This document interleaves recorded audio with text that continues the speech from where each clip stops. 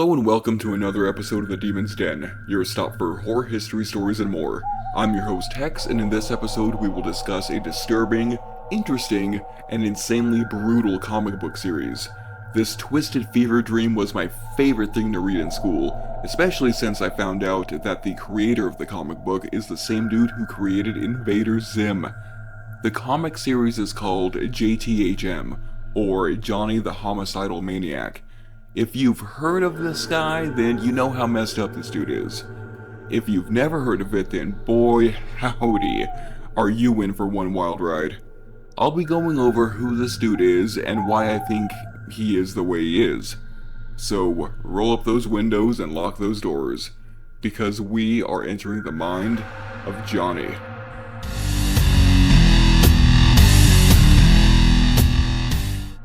Let's start things off with the creator of Johnny the Homicidal Maniac, Joan Vasquez. I had no idea who this dude was until I first saw the title sequence for Invader Zim on Nickelodeon. That show was a trip to watch. The art style was off but clean, the world of the show was like dirty but advanced at the same time. I loved it, and well, apparently so did all of Hot Topic. So, Joan, he didn't start off drawing Invader Zim. He actually started off drawing a character in high school he named Johnny C as a reflection of himself. He later began incorporating the Johnny character into downright brutal stories, in which he said he would draw out his own, revenge fantasies. He stopped later though, saying that the character should never act as an avatar for someone, because Johnny is off his rocker. So, Vasquez had no intention of creating a comic series, but he still submitted his work to magazines, to the reader's delight. They loved the guy's art and the story.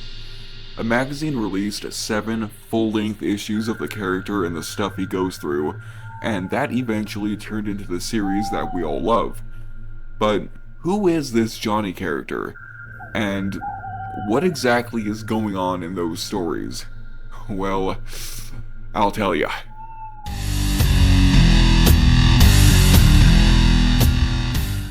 So Johnny is, for lack of a better word, complicated. Little is known about his past since it's barely mentioned, if at all. We see his story start out when he's already a grown man wandering this world alone. This guy takes letting the evil thoughts win to a whole other level. He just doesn't care. The guy will straight up slaughter you if you do anything to annoy him. And while he's meticulously slaughtering you, he will tell you exactly why he's doing it, and why you deserve it.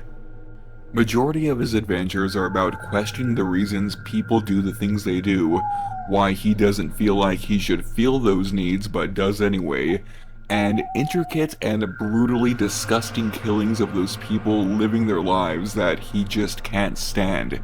The inner workings of his mind are never fully explained. Sure, we get to read his ramblings of how the world screwed him and how he has to purge the world of what he thinks is bad, but the concrete explanation is never there. The closest we get is knowing that his parents were killed by what he calls an evil man, so we're left to assume that he performs these, heinous acts as a way of cleaning up the streets, like a super messed up Batman.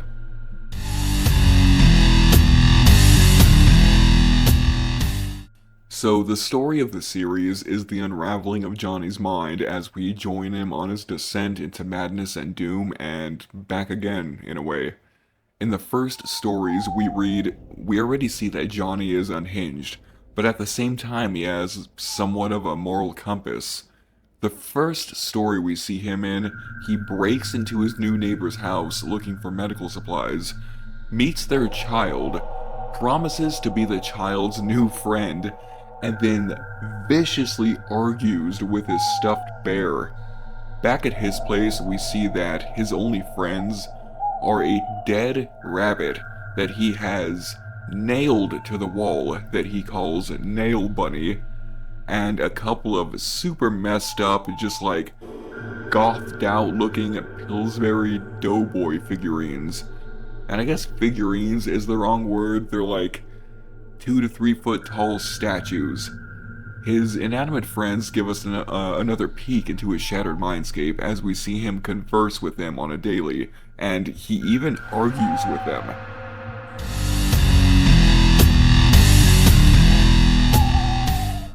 In the comic, we see that Johnny just isn't killing people because he's messed up in the head. There's a purpose.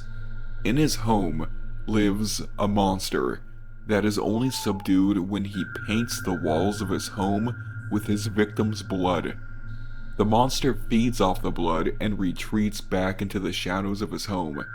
This is later explained after an unfortunate mishap.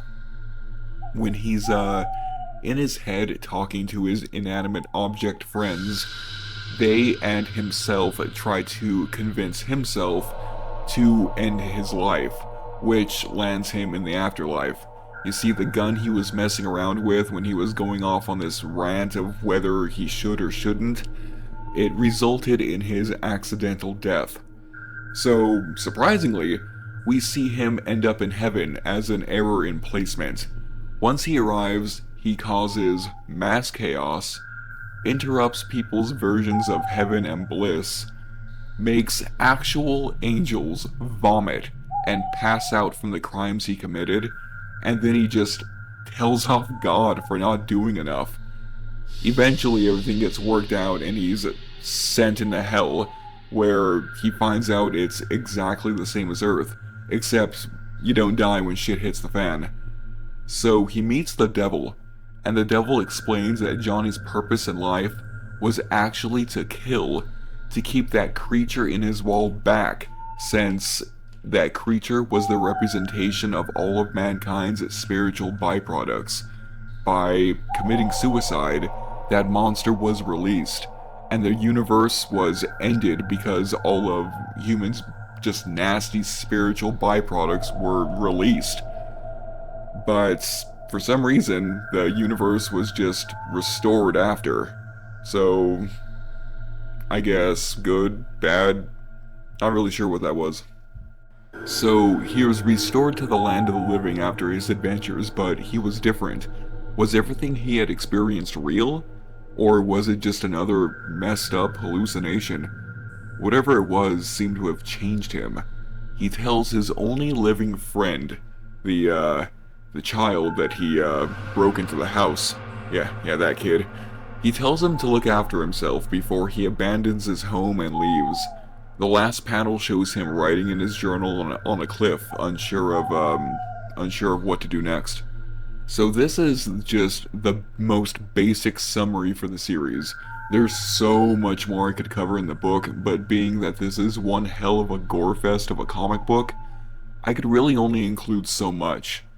Cool thing is though is that you can grab an omnibus of the comic on Amazon for like $20. An omnibus is like a collection of all the individual comics all in one book. Overall, this twisted dive into the mind of a pure psychopath is worth the read if you're into dark humor and Olympic swimming pools of gore.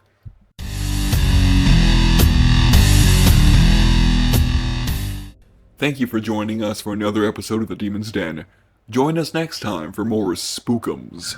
Until next time, stay safe, lock your doors, and remember, if your best friend is an inanimate object and it's telling you to commit horrors on a mass scale, it might be time for a visit to Build-A-Bear.